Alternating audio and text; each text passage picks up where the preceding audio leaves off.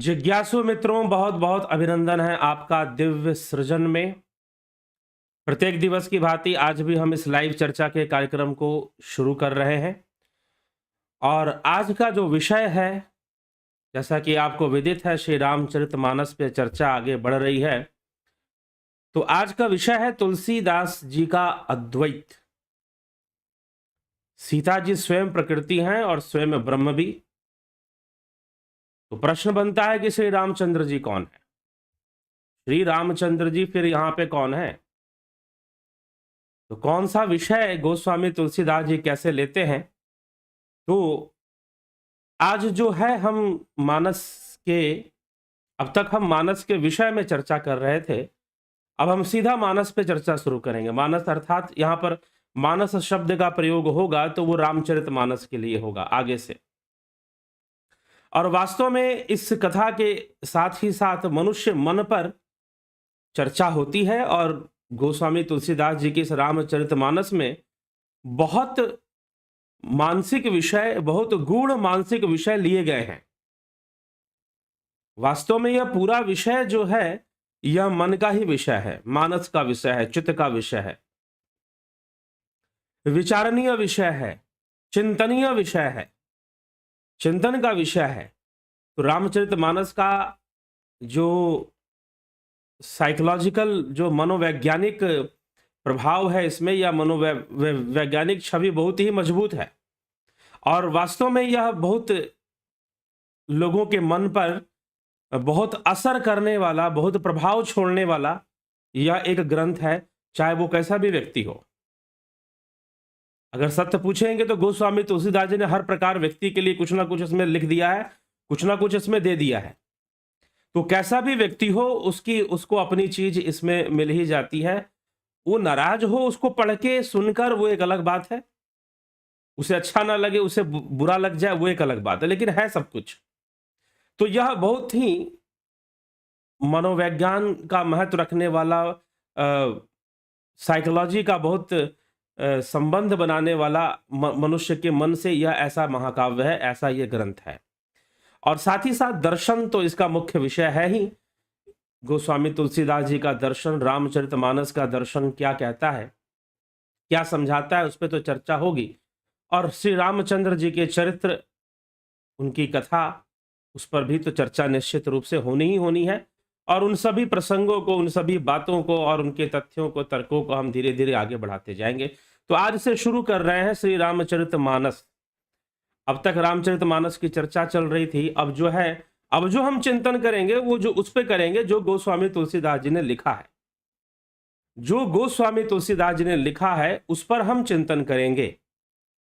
अब तक हम इसके कुछ पक्षों पर चिंतन कर रहे थे, अब हम उस पर चिंतन करेंगे। तो चलिए शुरू करें। तो कहते हैं कि वैसे तो शुरू करने का कथाएं वथाएं होती हैं, तो उसमें बहुत तरह के नियम होते हैं, मंगलाचरण होता है और फिर कथा शुरू होती है। लेकिन यह मैं पहले ही कह चुका हूं, यह कथा नहीं है, यह महाविवेचना है। और कल का जो हमारा विषय रहेगा, अभी बता दे रहा हूं, राम कथा और रामचरित्र में अंतर क्या है, ये तुलसीदास जी ने लिखा है। राम कथा एक अलग विषय है, रामचरित्र एक अलग विषय है। तुलसीदास जी रामचरित्र लिख रहे हैं, राम कथा नहीं लिख रहे हैं। लेकिन कथा तो उसमें आ ही जा रही है, चरित्र वर्णन में ही कथा आ जा रही है। ये बहुत बड़ी बात है जो समझ लेना चाहिए। जो लोग भी रामचरितमानस के प्रति श्रद्धा रखते हैं या उसका पठन पाठन करते हैं, तो चरित्र और कथा के बीच बहुत बड़ा अंतर स्वयं गोस्वामी तुलसीदास जी ने बताया। ये हम उस पर देखेंगे और कल का विषय होगा कि राम कथा और रामचरित्र में क्या अंतर है। बहुत बड़ा अंतर है और गोस्वामी तुलसीदास जी ने उस विषय को कैसे लिया है उस पर भी हम चिंतन करेंगे। तो इसीलिए कथाएं कई बार इतनी औपचारिक हो जाती है कि आप औपचारिकता तक ही सीमित रह जाते हो, औपचारिकता से आप आगे बढ़ ही नहीं पाते हो। और ये गोस्वामी तुलसीदास जी का ये महाग्रंथ, ये महाकाव्य कोई औपचारिकता नहीं है, कोई फॉर्मेलिटी नहीं है। ये ना उन्होंने औपचारिकता समझ के इसको लिखा है और ना पढ़ने वालों को औपचारिकता समझ के पाठ करना चाहिए कि चलो आज थोड़ा सा इतना, कल इतना पढ़ेंगे, परसों इतना पढ़ेंगे। राजधानी एक्सप्रेस की तरह सुंदरकांड पढ़ रहे हैं, राजधानी एक्सप्रेस की तरह हनुमान चालीसा पढ़ रहे हैं, तो इस तरह का काम ना करें, और जो अगर पाठ भी करना है अच्छे से करें, नहीं तो सबसे अच्छा है कि चिंतन करें, चिंतन करें, मनन करें। जो वेदांत की जो शिक्षा है, वह अरे आत्मा श्रोतव्यो मंतव्यो द्रष्टव्यो निधिध्यास्तव्यो, तो निधिध्यासन करें अंत में। तो चिंतन मनन करते हुए आगे बढ़ना चाहिए। तो हम लोगों को यहाँ इस रामचरितमानस में चिंतन मनन करते हुए ही आगे बढ़ना है। और क्या गोस्वामी तुलसीदास जी कह रहे हैं उस पर चिंतन करना है। लेकिन फिर भी चलिए, यह मानस का वो है कि राम और सीता जी की महिमा तो आप गाएंगे ही, इसमें कोई संशय नहीं है। फिर भी जो चरित्र इसके मुख्य हैं उनका आवाहन कर लेना चाहिए। तो ओम तुलसीदासाय नमः, ओम वाल्मीकाय नमः, ओम गौरीपतये नमः, ओम श्री सपत्नीकाय लक्ष्मणाय नमः, ओम श्री सपत्नीकाय शत्रुघ्नाय नमः, ओम श्री सपत्नीकाय भरताय नमः, ओम हनुमते नमो नमः। तो हनुमान जी का आवाहन और तीनों भाइयों का आवाहन, वाल्मीकि जी का आवाहन और स्वयं गोस्वामी तुलसीदास जी का आवाहन, ऐसे करने का एक नियम है, चला आ रहा है। तो उस नियम को ध्यान में रखते हुए, मैंने सबको नमन करते हुए, अब हम इसके मुख्य विषय पर चलेंगे कि यह कहाँ से प्रारंभ होता है। तो गोस्वामी तुलसीदास जी प्रारंभ करते हैं, और प्रारंभ करते हुए वो किसकी वंदना करते हैं। तो सबसे पहले वो वंदना करते हैं, और वंदना करते हुए वो क्या कहते हैं। तो पहली वंदना किसकी वो करते हैं, तो सबसे पहली वंदना वो सरस्वती जी की करते हैं, माता सरस्वती और गणेश जी की। जैसे कि कोई भी अनुष्ठान हिंदू धर्म में शुरू होता है तो वो आपको गणेश जी की तो होती है, लेकिन यहाँ पर गोस्वामी तुलसीदास जी को जो कार्य करना है, उस कार्य की जो देवी हैं, अर्थात विद्या की, कला की, प्रतिभा की, साहित्य की, संगीत की, साहित्य, कला और संगीत, इसकी जो देवी हैं वो माता सरस्वती हैं। वैसे तो ज्यादातर लक्ष्मी गणेश की पूजा होती है। कोई भी अनुष्ठान करो, गृह प्रवेश करो, शादी ब्याह करो, नई दुकान खोलो या कुछ भी करो, तो आप लक्ष्मी गणेश की पूजा वहां पर जरूर करते हैं। नवग्रह पूजन भी लोग करते हैं, तो ये तो होता है। लेकिन अब गोस्वामी तुलसीदास जी को भी लिखना है, लेकिन समझाना तो उनको अध्यात्म है, समझाना तो उनको भक्ति है, लाना तो उनको समाज की बुराइयों को दूर करने के लिए। यह रामचरितमानस अपने आप में एक सोशल रिफॉर्मिंग ग्रंथ है, सोशल रिफॉर्मेशन के लिए लिखा गया है, सामाजिक समाज सुधार के लिए लिखा गया है। तो करना तो उनको वही है, लेकिन फिर भी उनकी अपनी एक श्रद्धा है देवी देवताओं में, उनका अपना एक विश्वास है, और देवी देवता भाव रूप है, शब्द रूप है, मंत्र रूप है। तो उस भाव की वृद्धि आवश्यक है। अगर आप कोई काम करने जा रहे हैं, तो लेखन का कार्य करने जा रहे हैं, साहित्य का कार्य करने गोस्वामी तुलसीदास जी जा रहे हैं, महाकाव्य लिखने जा रहे हैं, तो उसमें जो साहित्य की देवी हैं, जो लेखनी की देवी हैं, जो विद्या की देवी हैं, वो माता सरस्वती हैं। इसलिए गोस्वामी तुलसीदास जी यहाँ लक्ष्मी गणेश की पूजा ना करके सरस्वती गणेश की वंदना करते हैं। माता सरस्वती जो विद्या की देवी है, जो साहित्य, कला, संगीत की देवी है, और जो अब संगीत भी है उनके, इसमें पूरा रामचरितमानस महाकाव्य है, तो बिना संगीत के कैसे होगा, तो वो उसमें संगीत भी चलता है फिर। तो ये एक महाकाव्य की रचना, तो माता सरस्वती और वह गणेश जी की वंदना, जो कि बुद्धि के देव हैं, विवेक के देव हैं।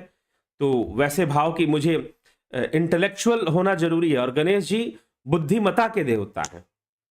अगर माता सरस्वती विद्या की देवी है, कला, कौशल और साहित्य, संगीत की देवी है, तो गणेश जी बुद्धि के देव हैं, कुशाग्र बुद्धि के देव हैं वो, ठीक है।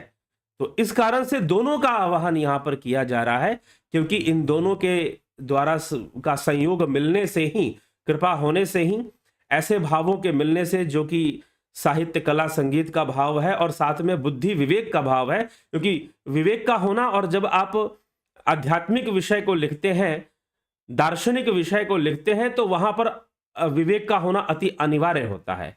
आप कितने तर्क संगत है, तो तर्क कहां से आएगा? गणेश जी से आएगा। तर्क बुद्धि के देवता हैं गणेश जी स्वयं। तो इसलिए गणपति महाराज का आवाहन यहां पर हो रहा है। वर्णा नामार्थ संघानाम रसानाम छंदसामपि मंगलानाम च कर्तारौ वंदे वाणी विनायकौ।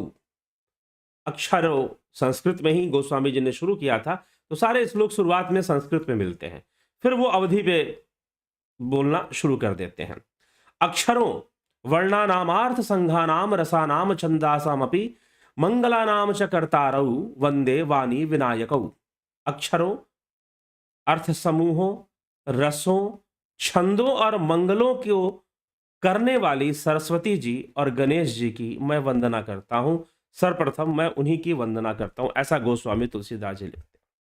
फिर वो भगवान शिव जो कि राम कथा के प्रथम वाचक हैं, भगवान शिव की वंदना करते हैं और भगवान शिव की वंदना करते हुए क्या कहते हैं? शिव पार्वती भवानी शंकर की वंदना होती है। भवानी शंकर वंदे श्रद्धा विश्वास रूपिणौ याभ्याम विना न पश्यन्ति सिद्धा स्वांत स्थमेश्वरम।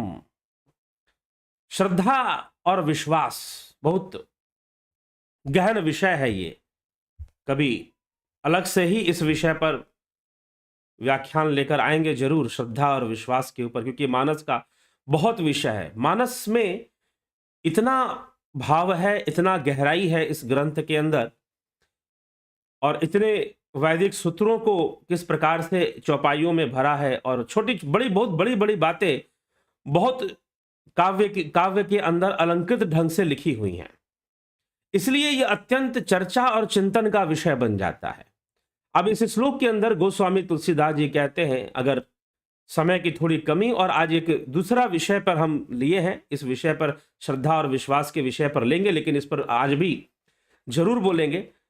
तो गोस्वामी जी लिखते हैं, भवानी शंकर वंदे श्रद्धा विश्वास रूपिणो याभ्याम विना न पश्यन्ति सिद्धा स्वांत स्थमेश्वरम। भवानी जी श्रद्धा रूप है, भवानी शंकर वंदे, और भगवान शिव जो है वह विश्वास रूप है। भवानी जी श्रद्धा रूप और शिव जो है विश्वास रूप है। भवानी शंकर वंदे श्रद्धा विश्वास रूपिणो याभ्याम बिना ना पश्यन्ति, याभ्याम बिना ना पश्यन्ति सिद्धा स्वांत स्थमेश्वरम, कि जिनके बिना, जब तक आपने जिनके बिना आपको अपने घट के भीतर तत्व का दर्शन नहीं हो सकता, आप ईश्वरीय तत्व को नहीं जान सकते, और जब तक आप नहीं जानेंगे तब तक आप सिद्ध हो। अगर आपके पास सिद्धि आ गई हो, तपस्या करने से, जैसे सुखदेव मुनि के पास सिद्धि तो आ गई थी लेकिन तत्व ज्ञान नहीं आ पाया था, उसके लिए उनके पास जाना पड़ा राजा जनक के पास।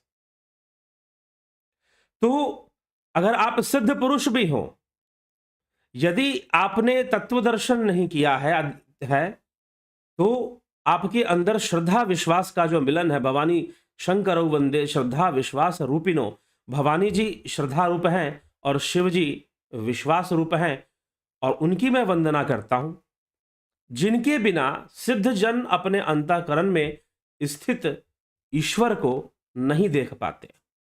जब तक श्रद्धा विश्वास का मिलन नहीं होगा, और जब तक ज्ञान नहीं होगा, श्रद्धा विश्वास का मिलन कैसे होगा भाई?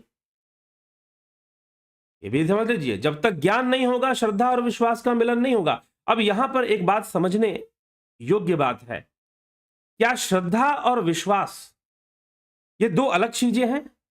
आपकी श्रद्धा है और आपका विश्वास है, आपकी श्रद्धा है और आपका विश्वास है, क्या ये दो बातें हैं? क्या ये दो अलग चीजें हैं?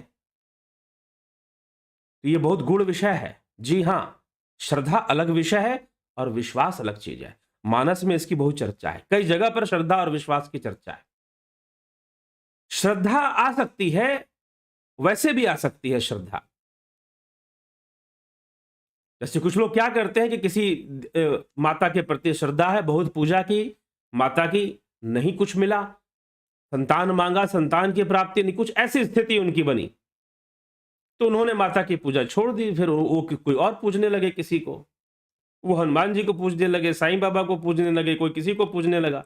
तो इस तरह से कई लोग, श्रद्धा भटकती रहती है। श्रद्धा कभी इधर है, श्रद्धा कभी उधर है, कभी किसी गुरु जी के प्रति श्रद्धा आ गई तो कभी किसी गुरु जी के प्रति श्रद्धा आ गई। तो श्रद्धा का काम है भटकना, विश्वास में भटकाव नहीं होता, और विश्वास तो ज्ञान से होता है। इसलिए गोस्वामी जी उत्तरकांड में लिखते हैं, जाने बिनु ना होए प्रतीति। जब तक जानोगे नहीं तब तक प्रतीति कैसे होगी? प्रतीति का मतलब है विश्वास, दृढ़ विश्वास। तो ज्ञान से विश्वास स्थिर होता है, ज्ञान से विश्वास बनता है। श्रद्धा तो कभी किसी देवता में, कभी किसी गुरु जी में, तो कभी किसी गुरु जी में, श्रद्धा इधर उधर जा सकती है। विश्वास नहीं जाता कभी भी। एक बार अगर विश्वास बन गया तो जीवन में चाहे सुख आए चाहे दुख आए वो नहीं जाता। फिर कैसी भी परिस्थिति बने विश्वास बना ही रहता है। इसलिए विश्वास के अंदर एक समझदारी होती है। श्रद्धा के अंदर कई बार बहाव होता है। एक समय के लिए आदमी श्रद्धा में आकर, विश्वास में समझदारी होती है कि भाई हाँ ये चीज है और मैं ये जानता हूं। गुरु है तो गुरु के प्रति मेरा विश्वास है। अब कुछ भी गुरु के प्रति हो जाए या कैसा भी स्थिति आ जाए, विश्वास है तो है। लेकिन ये विश्वास आता कैसे? यहां पर गोस्वामी तुलसीदास जी एक और बात कहते हैं, विश्वास जो है वो जबरदस्ती लाने की चीज नहीं है। बिना ज्ञान के विश्वास नहीं आता। गोस्वामी तुलसीदास जी का मानना है कि बिना ज्ञान के विश्वास नहीं हो सकता किसी को। अरे भाई उसीदा कहते हैं, मिर्ची तीखी है, खाओगे तभी तो पता चलेगा कि तीखी है कि नहीं। और जब खा लिए, अब सारी दुनिया भी आपसे कहे कि नहीं मीठी है, बोलेगा नहीं भाई मैंने खुद खाया है, मैंने जाना है, आई हैव एक्सपीरियंस्ड। तो जो विश्वास है वो रियलाइजेशन से आता है। जो विश्वास है वो साक्षात्कार से आता है। विश्वास और श्रद्धा का अंतर समझिएगा। इसलिए श्रद्धा और विश्वास का मिलन होना, भवानी शंकरौ वंदे श्रद्धा विश्वास रूपिणौ। और ये कहीं बाहर नहीं है, हमारे अंदर जो शिवजी हैं वो विश्वास रूप में हमारे भीतर हैं और भवानी जी श्रद्धा रूप में हमारे भीतर है। जब इन दोनों का मिलन हो जाता है और वो ज्ञान से होता है, वही गोस्वामी तुलसीदास जी लिखते हैं कि भवानी शंकरौ वंदे श्रद्धा विश्वास रूपिणौ याभ्याम बिना न पश्यन्ति सिद्धा स्वान्ते स्तमीश्वरम। बिना श्रद्धा विश्वास के मिलन के ईश्वर का दर्शन नहीं और सिद्धों को भी नहीं हो पाता। जब तक इनकी कृपा ना हो जाए तब तक, और उनका मिलन होना ही घट में श्रद्धा विश्वास का मिलन है, ऐसा समझना चाहिए, जो कि मात्र तत्वज्ञान से आत्मज्ञान से ही संभव है। तो ज्ञान के द्वारा एक श्रद्धा, हमारी जो श्रद्धा है वो विश्वास को प्राप्त हो जाती है। तो ये भवानी शंकर श्रद्धा विश्वास के रूप में तो हर भक्त के भीतर है, हर भक्त के भीतर ही वो विराजमान है। तो आगे गोस्वामी तुलसीदास जी इसी प्रकार गुरु वंदना करते हैं, वंदे बोधमयम नित्यम गुरुम शंकर रूपिणम यमाश्रितो ही वक्रोपि चंद्र सर्वत्र वंदते। कि वंदे बोधमयम नित्यम गुरु शंकर रूपिणम, मैं वंदना करता हूं गुरुदेव की। अपने नरहरिदास जिनके गुरु थे, बाल अवस्था में ही वो नरहरिदास के साथ चले गए थे। फिर गुरु आश्रम से लौटकर अपने घर पहुंचे और फिर विवाह हुआ और फिर इस तरह से जीवन आगे बढ़ा। फिर गृहस्थी त्यागी। अब गृहस्थी त्यागने के बाद भी कोई जाकर पारंपरिक साधु सन्यासी बने, ऐसा भी कोई प्रमाण नहीं मिलता। लेकिन एकाकी जीवन उन्होंने जिया और मानस की रचना की। और भी कई ग्रंथ हैं, जैसे विनय पत्रिका है गोस्वामी तुलसीदास जी द्वारा रचित। और भी कई ग्रंथ हैं जो गोस्वामी तुलसीदास जी ने लिखे। मुख्य रूप से विनय पत्रिका एक प्रसिद्ध उनकी रचना है। तो मानस तो है ही, महाप्रसिद्ध है, विश्व प्रसिद्ध है रामचरितमानस। तो इस तरह से गोस्वामी तुलसीदास जी का जीवन इन्हीं सब कार्यों में बीता। तो वंदे बोधमयम नित्यम गुरु शंकर रूपिणम यमाश्रितो ही वक्रो अपि चंद्र सर्वत्र वंदिते। जैसे कि मैं गुरु को प्रणाम करता हूं, इस धरती पर जो गुरु है वो साक्षात शिव रूप है। क्योंकि जैसे शिव जी के माथे पर टेढ़ा चंद्रमा भी सुंदर दिखाई देता है, जैसे शिव जी के माथे पर टेढ़ा चंद्रमा भी सुंदर दिखाई देता है, वैसे ही संतों का संग करने से, गुरु की कृपा से और गुरु के संग प्राप्त हो जाने से जो टेढ़े मेढ़े लोग भी हैं उनकी भी कीर्ति बढ़ जाती है। संतों का संग से दुष्ट व्यक्ति की भी कीर्ति बढ़ती है, उस पर भी लोग विश्वास करना शुरू कर देते हैं। संतों के संग में रहने से बुरे लोगों पर भी समाज विश्वास करने लगेगा।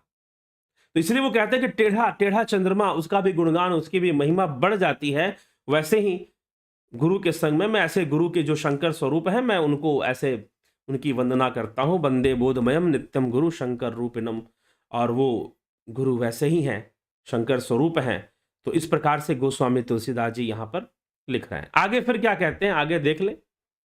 तो आगे वो वाल्मीकि जी का आवाहन करते हैं, वाल्मीकि जी का गुणगान करते हैं, क्योंकि वाल्मीकि रामायण का कथा लिखने के लिए उन्होंने सहारा लिया है।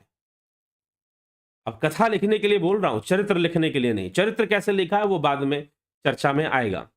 सीताराम गुणग्राम पुण्या आरण्य विहारिणो वंदे विशुद्धा विज्ञानो कविश्वर कपिश्वरऊ। श्री सीताराम जी के गुण समूह रूपी पवित्र वन में विहार करने वाले विशुद्ध विज्ञान संपन्न कविश्वर वाल्मीकि जी और कविश्वर हनुमान जी। अब क्यों हनुमान जी का भी नाम, वाल्मीकि जी का भी नाम क्यों लिया जा रहा है? क्योंकि हनुमान जी ने भी एक रामायण लिखी थी। तो इन दोनों कवियों को, एक तो हनुमान जी भी महान कवि हैं, कविश्वर और कपीश्वर, इन दोनों की मैं वंदना करता हूं। इन दोनों के बिना, इन दोनों की अनुकंपा जब तक ना हो, ये मुझ पर अनुग्रह करें और मेरे ऊपर ध्यान दें, तो निश्चय ही मैं एक अच्छी रचना कर पाऊंगा। आगे वो साक्षात जगत जननी का, साक्षात ब्रह्म स्वरूपा का गुणगान करते हैं। उद्भव स्थिति संहार कारणिम क्लेश हारणिम सर्वश्रेयस्करीम सीतानतो अहम राम वल्लभाम। उद्भव स्थिति संहार कारणिम, यहां पर सीता जी को कौन सी उपमा दी जा रही है? यहां पर सीता जी को कौन सी उपमा दी जा रही है? उद्भव स्थिति संहार कारणिम क्लेश हारणिम सर्वश्रेयस्करीम सीतानतो अहम राम वल्लभाम। कि सीता जी कौन है? आपने सीता जी को क्या समझ के रखा है? क्या वो मात्र श्री रामचंद्र जी की अर्धांगिनी है? कई बार जब कथावाचक जो कथा करते हैं, वो कई बार रामचरितमानस की कथा ही सुनाते हैं, वो चरित्र नहीं सुना पाते। आप राम कथा में जाकर बैठते होंगे, सुनते होंगे, लेकिन कथा सुन पाते हैं या चरित्र सुन पाते हैं या नहीं हो पाता है। ज्यादातर कथावाचकों को, मुझे तो लगता है, मैं सबकी बात नहीं करता, बहुत लोगों ने बहुत अनुसंधान किया होगा कथा करने के पहले, शायद उनको इस बात का अंतर भी सही से ना पता हो कि चरित्र और कथा में अंतर क्या है। राम की कथा और राम का चरित्र। गोस्वामी तुलसीदास जी यहां पर चरित्र पर ध्यान दे रहे हैं, कथा तो अपने आप हो जा रही है। तो यहां पर सीता जी का क्या चरित्र है? क्या राम से कम है? तो वो लिखते हैं उद्भव स्थिति संहार कारणिम क्लेश कारणिम। उद्भव अर्थात जो जन्म देने वाली है, जो सृष्टि करने वाली है और जो पालना करने वाली, स्थिति को बनाए रखने वाली है। उद्भव स्थिति संहार कारणिम क्लेश हारणिम, और फिर संहार करने वाली है, अर्थात जो तीनों गुणों की अधिकारिणी है, जो ऐसी महादेवी है, जो अपर ब्रह्म स्वरूप है, जो तीनों गुणों का करने वाली है। अगर हम विशिष्ट अद्वैत के हिसाब से, रामानुजाचार्य के मत के हिसाब से इस श्लोक का अर्थ निकालें, तो सीता जी स्वयं ब्रह्म है। सीता जी स्वयं ब्रह्म है, उनको किसी की आवश्यकता नहीं है। वो तो स्वयं संसार को बनाने वाली, संसार की पालना करने वाली और संसार का संहार करने वाली है। तो कहीं पर भी गोस्वामी तुलसीदास जी ने हर जगह, इसीलिए वो कहते कि सिया राम मैं सब जग जानी, करहूं प्रणाम जोरी जुग पानी। सिया राम मैं सब जग जानी, सिया राम, सिया का नाम हमेशा पहले आता है राम जी से। इसलिए यहां पर भी अभी राम जी की वंदना उन्होंने नहीं की है, अभी राम जी की वंदना उन्होंने नहीं की है, पहले ही सीता जी की वंदना कर रहे हैं। क्योंकि सीता जी को स्थान कौन सा मिल रहा है, उनके कैरेक्टर को क्या पोजीशन दिया जा रहा है, तो वो राम जी से कम नहीं दिया जा रहा है। तो अगर हम, यह जो कार्य है, सृष्टि करना, पालना करना और संहार करना, यह कार्य ब्रह्मा विष्णु महेश का है। तो सीता जी स्वयं ही ब्रह्मा विष्णु महेश हैं, या यूं कहिए कि वो तीनों की भी आद्या शक्ति हैं, परम शक्ति हैं। तो सीता जी को यहां पर साक्षात, अगर हम विशिष्ट अद्वैत की मान्यता को ले लेते हैं, तो यहां पर सीता जी साक्षात ब्रह्म है, क्योंकि वही सृष्टि कर रही हैं, वही पालना कर रही हैं और वही संहार कर रही हैं। सब कुछ करने वाली तो वो स्वयं है। उनको भला किसी की आवश्यकता ही क्या है? उनको भला किसी की आवश्यकता ही क्या है? ठीक, तो वो स्वयं ही ब्रह्म स्वरूपा है, वो स्वयं ही ईश्वर है, स्वयं ही परमेश्वर है सीता जी। तो सीता जी को स्वयं परमेश्वर और ईश्वर का स्थान यहां पर दिया जा रहा है। तो परमेश्वर और ईश्वर का स्थान देकर गोस्वामी तुलसीदास जी यहां सीता जी का गुणगान करते हैं। और ऐसी उपमा उन्होंने अभी किसी को नहीं दी है। लिखे तो उन्होंने सरस्वती जी का भी गुणगान किया, विनायक गणेश जी का भी किया, वाल्मीकि जी का भी किया, शिव जी का भी किया, लेकिन यहाँ पर सीता जी को उन्होंने साक्षात ब्रह्म, उद्भव, सृष्टि करने वाला, पालना करने वाला और संहार करने वाली वो परम शक्ति स्वरूपा और परम श्रेयस्करी, सारे क्लेशों को दूर करने वाली और परम श्रेयस्करी, सर्व श्रेयस्करी वो सीता न तो हम राम बल्लभम, मैं सीता जी को प्रणाम करता हूं, उनके चरणों में अपने सिर को झुकाता हूं, जो कि श्री रामचंद्र जी की प्रिया हैं। श्री रामचंद्र जी जिनसे प्रेम करते हैं, श्री रामचंद्र जी जिनसे प्रेम करते हैं, तो ऐसी उपमा, ऐसा स्थान, ऐसी उपाधि सीता जी को यहां पर दी जा रही है। वो सब कुछ स्वयं ही करने वाली है। लेकिन चलिए अभी राम जी को वो कुछ बताएंगे। तो श्री रामचंद्र जी के लिए क्या कहते हैं गोस्वामी तुलसीदास जी, तो थोड़ा सा और स्पष्ट हो जाएगा। फिर और विचारधाराओं के माध्यम से हम देखते हैं, यदि हम सृष्टि, उद्भव और संहार को सांख्य दर्शन की दृष्टि से देखेंगे तो क्या आएगा, सीता जी प्रकृति रूपा है, क्योंकि ये तीनों कार्य प्रकृति के द्वारा होते हैं। वेदांतियों ने, विशिष्टाद्वैतवादियों ने माया को नारायण की शक्ति मानी, लेकिन सब कुछ करने वाला ईश्वर को ही माना है, ब्रह्म को ही माना है।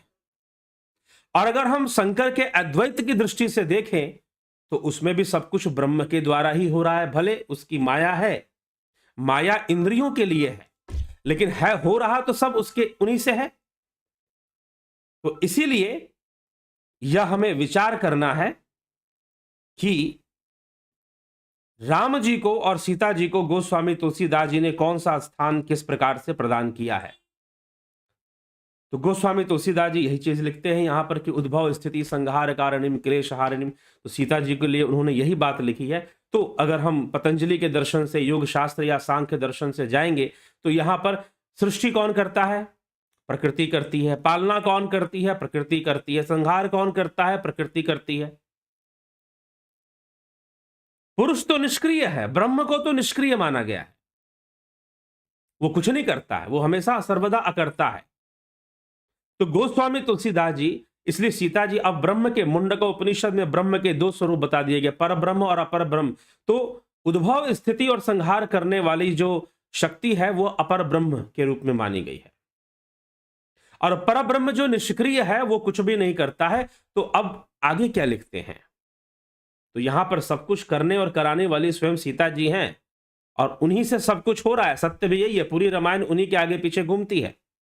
तो यहां पर गोस्वामी तुलसीदास जी श्री रामचंद्र जी का महिमा करते हुए, उनके ब्रह्म स्वरूप का चित्रण करते हुए वह लिखते हैं, यन माया वश्वर्ति विश्वम खिलम ब्रह्मादि देवासुरा यत सत्वाद मृषैव भाति सकलम रज्जौ यथा हेर भ्रम यत पाद पल्लवम एकमेव ही भव अंबोधेस्ति तिर्षावताम वंदे अहम तम शेष कारणम परम रामाख्यामिशम हरिम। तमशेष कारण परम रामाख्यामिशम हरिम, जिनकी माया के वशीभूत संपूर्ण विश्व है, जिनकी माया के वशीभूत संपूर्ण विश्व है।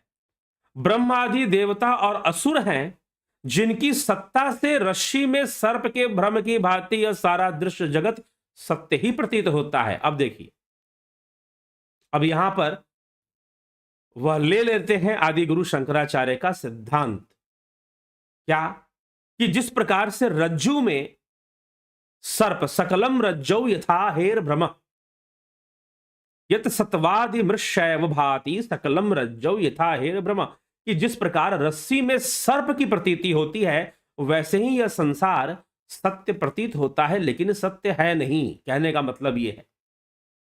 तो गोस्वामी तुलसीदास जी यहां पर उस विचारधारा को प्रारंभ में ही लेके आ जाते हैं, शुरुआत में ही लेकर आ जाते हैं, जो जिसकी विवेक चूड़ामणि में कई बार चर्चा हुई है, एक बार नहीं कई बार। आदि गुरु शंकराचार्य ने यह उदाहरण, समुद्र और समुद्र की लहरों का उदाहरण, अग्नि और अग्नि के लपटों का उदाहरण, हालांकि ये सारे उदाहरण उपनिषदों में भी मिलते हैं, उपनिषदों में भी लिए गए हैं। तो यहां पर गोस्वामी तुलसीदास जी कहते हैं कि अब मैं उन पर ब्रह्म स्वरूप श्री रामचंद्र जी की वंदना करता हूं, जिनकी माया से, जिनकी मतलब कि उन्हीं की शक्ति है, जो प्रकृति है उन्हीं की शक्ति है, लेकिन वो स्वयं नहीं करते, प्रकृति करती है। श्रीमद् भगवद गीता का 9वां अध्याय, भगवान कहते हैं कि मेरे सकाश से प्रकृति जो है सृष्टि करती है। ठीक है ना, मेरे सकाश से, श्रीमद् भगवद गीता में श्री कृष्ण भगवान ने बात कही है, प्रकृति जो है सृष्टि करती है। तो अब सीता जी सब कुछ कर रही हैं, लेकिन अब यहां पर सीता और राम को जब तुलसीदास जी यहां पर लिख रहे हैं, तो जिनकी माया के वशीभूत संपूर्ण विश्व है, ब्रह्मादि देवता और असुर हैं, जिनकी सत्ता से रस्सी सर्प के भ्रम की भांति ये सारा दृश्य जगत प्रतीत होता है, और जिनके केवल चरण ही भवसागर तरने की इच्छा वालों के लिए एकमात्र नौका है, उन समस्त कारणों से परम कारण जो है, उन समस्त कारणों से वह जो परम कारण है, जो सब कारणों से परम कारण स्वरूप हैं और सब कारणों से ऊपर हैं, मैं ऐसे राम कहलाने वाले श्री हरि की वंदना करता हूं। रामाख्यमीशम हरिम, मैं उनकी वंदना करता हूं जो परम कारण है। परम कारण मतलब जो ब्रह्म है, परम कारण मतलब जो ब्रह्म है। यहां पर वो राम तत्व की चर्चा कर रहे हैं, यहां पर वो रामावतार की चर्चा नहीं कर रहे हैं, यहां पर राम तत्व की चर्चा कर रहे हैं। और राम तत्व के बारे में स्कंद महापुराण में कहा जाता है, रमते सर्वभूतेषु अस्थावरेषु चरेषु च, जो सभी भूत प्राणियों में रमन कर रहा है। अंतर आत्मा स्वरूपेन यच रामेति कथ्यते, राम किसे कहते हैं? रमते सर्वभूतेषु, जो सभी भूतों में रमण कर रहा है। अस्थावरेषु चरेषु च, जो सभी स्थानों पर रमन कर रहा है, जो चर अचर में रमन कर रहा है, चर अचर में रमन कर रहा है। रमते सर्वभूतेषु अस्थावरेषु चरेषु च, अंतर आत्मा स्वरूपेन, जो अंतर आत्मा में भी रमन कर रहा है, स्वरूप में रमन कर रहा है। हमारा मूल स्वरूप ही वही है, तो राम ही हमारा मूल स्वरूप है। तो जो हमारी अंतरात्मा में भी रमन कर रहा है, यच रामेति कथ्यते, उसी को राम कहते हैं। वह सर्वव्यापी सत्ता, वह सर्वव्यापी ब्रह्म की सत्ता, जो संपूर्ण जगत का परम कारण है, कारण से के परे भी कारण है, क्योंकि स्थूल जगत का कारण सूक्ष्म जगत है, स्थूल जगत का कारण सूक्ष्म जगत है, अर्थात हिरण्यगर्भ है। ये जो स्थूल सृष्टि आप देखते हैं, इंद्रिय गम्य जो सृष्टि है, इसका जो कारण है वो हिरण्यगर्भ है, और उसका भी जो परम कारण है। इस बात को भगवान कृष्ण भी बहुत अच्छे से श्रीमद् भगवद गीता में लिखा है, दिया है, बताया है। तो जो परम कारण है, कारण का भी जो परम कारण है, जो परम धाम है, जो पुरुष है, जो परम पुरुष है, जो ब्रह्म है, आप वही समझो कि वही स्वयं राम जी हैं, वही स्वयं राम जी हैं। और वो मोक्ष के कारक हैं, हर जीव के कल्याण के कारक हैं। वह तो सकाश रूप में है, और सीता जी उन्हीं की आद्या शक्ति हैं। वो स्वयं ईश्वर रूपा है, और सीता जी ही सृष्टि करने वाली है, सीता जी ही पालना करने वाली है, सीता जी ही संहार करने वाली है। इस प्रकार से सीता जी और राम जी के बारे में गोस्वामी तुलसीदास जी प्रारंभ में जो लिखते हैं, अब यहां पर परम कारण के रूप में रामचंद्र जी को लिखा गया कि वो तो परम कारण है। और राम शब्द का भी अर्थ वही होता है, परम कारण है, जो कण कण में व्याप्त है, जो हर जगह रमण कर रहा है, उस परम कारण को ही राम कहा गया। तो यहां पर गोस्वामी तुलसीदास जी प्रारंभ में ही यहां पर यह तथ्य दे देते हैं, और उस परम कारण को बता देते हैं कि सीता जी क्या है और राम जी क्या है। यह बता देते हैं कि वो कारण है, लेकिन सारी शक्ति जिसकी है, जो करने वाली है। इसीलिए कहते हैं, अगर हम अब आप यहां पर फिर से सांख्य शास्त्र पे चले जाइए, तो सांख्य शास्त्र क्या कहता है कि पुरुष निष्क्रिय है, प्रकृति क्रियाशील है। सृष्टि कौन करता है? प्रकृति करती है, पुरुष कुछ नहीं करता, उसका सकाश है, चेतना रूप में उसी का सकाश प्रत्येक जीव में व्याप्त है, पूरी सृष्टि में व्याप्त है, उसी का सकाश चेतना के रूप में उसका सकाश है। जो भी हो रहा है प्रकृति के द्वारा किया जा रहा है, और उस प्रकृति को ही फिर अपर ब्रह्म भी कहा गया है, उस प्रकृति को ही फिर अपर ब्रह्म भी कहा गया है उपनिषदों में। तो अब यहां पर जो सब कुछ करने वाली है, इसलिए राम जी के लिए क्यों नहीं लिखा उन्होंने? आप विचार करो। सीता जी के लिए तुलसीदास जी लिख रहे हैं, उद्भव स्थिति संहार कारणिम क्लेशहारिणीम सर्वश्रेयस्करीम सीता न तो हम राम वल्लभाम। अब यही बात कि जन्म देने वाली, पालना करने वाले और संहार करने वाले राम जी हैं, ये बात तो उन्होंने नहीं लिखी। विचार कीजिए कि राम जी को ये बातें क्यों नहीं लिखी गई? उनको परम कारण के रूप में बता दिया गया। यहां पर यह सिद्धांत है, यह सांख्य का सिद्धांत यहां प्रतिपादित किया जा रहा है एक तरह से, कि वह परम कारण रूप है, जो श्री कृष्ण भगवान श्रीमद् भगवद गीता में कहते हैं कि सकाश, ब्रह्म के सकाश से प्रकृति की सारी क्रियाकलाप चलता है, सारी सृष्टि होती है। लेकिन जो कुछ भी हो रहा है, अगर पतंजलि योग सूत्र में चले जाएं, सांख्य दर्शन में चले जाएं, तो जो कुछ भी हो रहा है प्रकृति कर रही है, सब कुछ प्रकृति कर रही है। हां, उस प्रकृति का को सकाश प्राप्त होता है, लेकिन जो इच्छा है वो सब प्रकृति की है, जितनी कामनाएं हैं, जितनी, इसलिए भगवान कृष्ण अर्जुन से कहते हैं कि अर्जुन, तेरे द्वारा जो भी कर्म किया जा रहा है सब प्रकृति के वशीभूत होकर किया जा रहा है। प्रकृति के गुणों के वशीभूत होकर तू सारे कर्म करता है, और तू कर्म किए बिना रह भी नहीं सकता है। ये तेरी बाध्यता है, ये तेरी विवशता है। इस शरीर में जो भी आएगा वो कर्म करेगा, जो भी इस योनि में आएगा, जो जीव रूप में आएगा वो कर्म करेगा, उसको कर्म करना है। तो ये कर्म करने की बात यहां पर प्रमाणित होती है कि जितनी भी क्रियाएं हैं वो सीता जी उसको करने वाली है। वो साक्षात ब्रह्म स्वरूपा, ईश्वर रूपा, प्रकृति रूपा है। और लेकिन जो कारण है, जो परम कारण है, जिसका सकाश है, वह तो स्वयं श्री रामचंद्र जी परम ब्रह्म है। वही स्वयं परम ब्रह्म होकर निष्क्रिय होकर, वह निष्क्रिय और सीता सक्रिय। तो पुरुष और प्रकृति का सिद्धांत से यहां पर जोड़ते हुए गोस्वामी तुलसीदास जी नजर आ रहे हैं, दिखाई दे रहे हैं। उनके इससे प्रमाणित हो रहा है कि वो सीता जी को अपर ब्रह्म, ईश्वर स्वरूप, ईश्वर भावनात्मक है। आदि गुरु शंकराचार्य के सिद्धांत के अनुसार तो वह ईश्वर कौन है यहां पर? तो सीता जी ही वह ईश्वर हैं, तो सब कुछ करने वाली हैं, सृष्टि भी करने वाली हैं, पालना भी करने वाली हैं, संहार भी करने वाली हैं। ब्रह्मा विष्णु महेश तीनों उन्हीं की प्रेरणा से कर रहे हैं। और अगर आप इन देवों को मानते हैं तो उनकी ही प्रेरणा से कर रहे हैं, ऐसा गोस्वामी तुलसीदास जी का मानना है। तो सीता जी को कौन सा स्थान प्राप्त है, यह विचार करने योग्य बात है, जो कथावाचकों से शायद छूट जाता है। मैंने बहुत नहीं के बराबर सुना है किसी की कथा जिसमें कि सीता जी के चरित्र वर्णन को सही से किया जाए।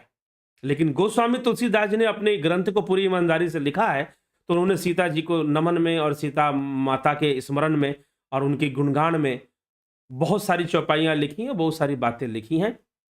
तो इसीलिए यहां पर सीता जी का क्या स्थान है वो समझ लेना चाहिए। इसीलिए जहां पर भी आएगा वो सिया राम आएगा। सिया राम चरित्र की बात करते हैं, वो रामचरितमानस नाम है, लेकिन सिया राम मैं सब जग जानी करहूं प्रणाम जोरी जग पानी। सिया राम चरित्र अति पावन, सीता राम का चरित्र बड़ा पावन है, और बिना सीता जी के चरित्र का वर्णन किए राम जी के चरित्र का वर्णन संभव नहीं है। इसको भी गोस्वामी जी प्रमाणित करते हैं। इसलिए पहले सीता जी के चरित्र को लिखते हैं। सीता जी कौन है यह बतलाने की कोशिश करते हैं। भाई समझ लो, ये साक्षात जगत जननी है, यह साक्षात ईश्वर है, जो सृष्टि कर लेती है, पालना भी करती है और संहार भी करती है, तीनों काम करती है ये।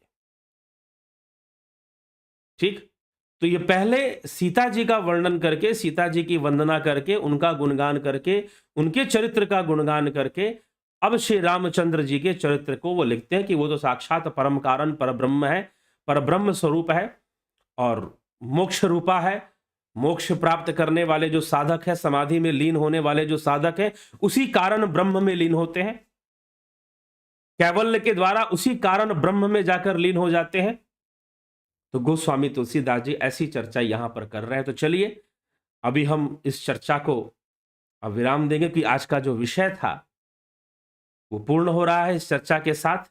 अब आगे गोस्वामी तुलसीदास जी एक और श्लोक संस्कृत में लिखेंगे और उसके बाद अवधि शुरू हो जाएगी। तो वो विषय परिवर्तन है। वहां से विषय क्या शुरू हो रहा है, रामचरितमानस की रचना का आधार क्या है और कथा क्या है और चरित्र क्या है। राम कथा का वर्णन और रामचरित्र का वर्णन क्या एक ही बात होता है?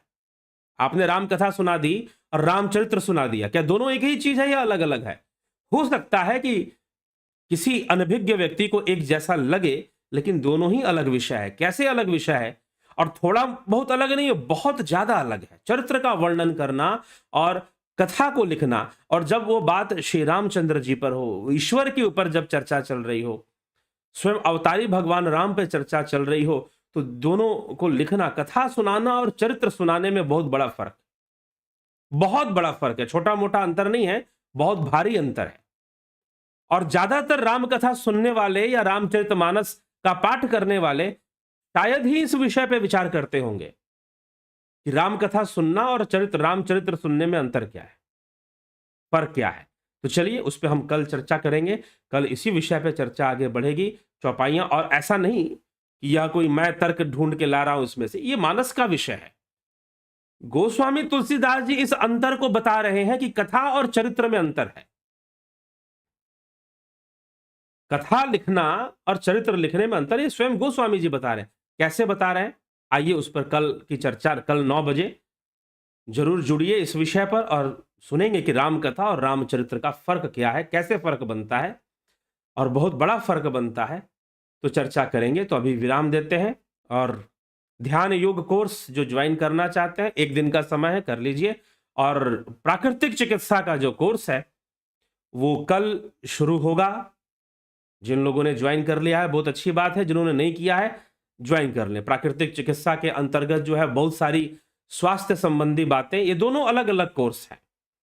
ध्यान योग का कोर्स इस पे विशेष रूप से, हाँ ये एक अलग बात है कि प्राकृतिक चिकित्सा में भी ध्यान चिकित्सा भी होता है, ध्यान चिकित्सा भी आता है जिसमें हीलिंग वगैरह की चीजें आ जाती हैं, वो एक अलग विषय है। तो अभी पीछे जो प्राकृतिक चिकित्सा के जो ज्वाइन किए हुए हैं उनका भी कोर्स अभी चल ही रहा है, थोड़ा और दिन चलेगा उनका। और लेकिन कल जो नए सदस्य हैं प्राकृतिक चिकित्सा के, उनका कोर्स कल शुरू किया जाएगा। जिन लोगों ने ज्वाइन कर लिया है, जिन्होंने नहीं ज्वाइन किया है, वो शीघ्र अतिशीघ्र ज्वाइन प्राकृतिक चिकित्सा का कोर्स भी कर लें। तो चलिए अब आगे बढ़ते हैं और आपके कमेंट्स को भी देख लेते हैं, क्या आपकी टिप्पणियां हैं उसको भी देख लें। सविता नायक जी, बहुत बहुत अभिनंदन है आपका। कमलेश खैरनर जी, विक्रम सिंह जी, राजू पाल जी, शंकर प्रसाद जी, श्वेता कुमारी जी, अवनी प्रधान, नवज्योति नाथ, संतोष देवी, विनोद कुमार सूद, धर्मेंद्र शर्मा, जगत नारायण जी, नवजोत नाथ जी, गुरु जी प्रणाम। साधना किस बुक में है कृपया बताइए। प्रणव साधना के बारे में विस्तार से बताइए सर। प्रणव साधना कोई ऐसी चीज नहीं कि विस्तार से अभी यहाँ पे बता दिया जाए, ठीक है। AK सिंह जी, आप उसके लिए ध्यान योग का कोर्स करिए और उससे आपको अवश्य प्राप्त होगा। AK सिंह जी, शिवम भट्ट जी, रमेश पेशवानी जी, पंकज सोनी जी, ध्यान में छिटके क्यों महसूस होते हैं, ये व्यक्तिगत साधना का यह विषय है। माधुरी कोले जी, गोविंद प्रसाद नेमा जी, वेंदेश्वरी मिश्रा जी, सतीश जी, ठीक है। हाँ जी, चावड़ी निवड़ी जी, ठीक है, बहुत बहुत अभिनंदन। रूपलाल विश्वकर्मा जी, रामलखन राजपूत, स्मिता सावंत, बिस्लाल बहादुर सिंह जी, चंद्रेश्वर पांडे जी, उषा श्रीवास्तव जी, अशोक गोयल जी, चितरंजन बरुआ जी, सीताराम माली, पिंटू वासवा, मुकेश प्रसाद जी, अवनीश प्रजापति, शर्मानंद पंडित, मुकेश प्रसाद, योगेंद्र पंडित, जलाराम रायका, राम लखन राजपूत, रचना जी, गौरव सिंह जी, विक्रम सिंह जी, पूनम सिंगला, विष्णु चंद्र मौर्य जी, बहुत अभिनंदन है। मुकेश प्रसाद जी, बिमला शाह जी, गणेश पवार जी, कृष्ण भारद्वाज जी। पर्सनल क्वेश्चन के बारे में कहाँ संपर्क करें, नंबर पे संपर्क कीजिए 9661802459, इसी नंबर पे आप संपर्क करेंगे। पहले व्हाट्सएप मैसेज कीजिए। कृष्ण भारद्वाज जी, आप व्हाट्सएप मैसेज पहले करेंगे, नंबर पे संपर्क करेंगे। मुकेश प्रसाद जी, AK त्यागी जी, सागर बदगुजार जी, सर बाली जिससे भी उधा करता था तो दूसरे की आधी शक्ति उसमें आ जाती थी, श्री राम की शक्ति भी आ जाती क्या, तो श्री राम ने डरकर मारा बाली। ये तो विषय है सागर बदगुजार जी। अभी ऐसा है कि अभी इस विषय को छेड़ना ठीक नहीं है, क्योंकि रामचरितमानस की चर्चा शुरू हो गई, ये अपने आप आ जाएगा। यह जो विषय है अपने आप आ जाएगा, और आप प्रतीक्षा करें, जुड़े रहे, आगे बढ़ने दीजिए विषयों को। यह प्रसंग जब आएगा तो उसमें इसका स्पष्टीकरण हो जाएगा, क्यों चिंता करते हैं। गंभीर शाह जी, बलवंत सिंह गोहिल, ज्योति दत्ता जी, मनीष पांडे, दीपा मैकलिस्टर जी इंग्लैंड से, बहुत बहुत आपका अभिनंदन है। बबीता धीमान जी, भरत छबलानी, भीखू कुचाड़िया जी, अर्जुन पाटिल जी, सरस्वती कुमारी, चंद्रपाल सिंह जी, बहुत सुंदर विवेचन, ठीक है। कल्पना बागड़े जी, बहुत बहुत अभिनंदन आपका। अपर्णा सिंह, एसपी सैनी, वीरेंद्र मिश्रा, विश्वनाथ सिंह जी,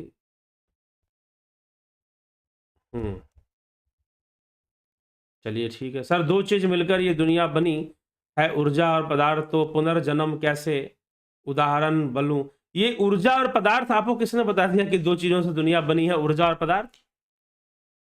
ये आपने खुद ही मान लिया। इसीलिए मैं बोलता हूं कि लोग ज्यादा वैज्ञानिक बनने के चक्कर में कई बार पूरा कॉन्सेप्ट को बिगाड़ के रख देते हैं। जो ऊर्जा है ना, वही शक्ति है, वही देवीय शक्ति है।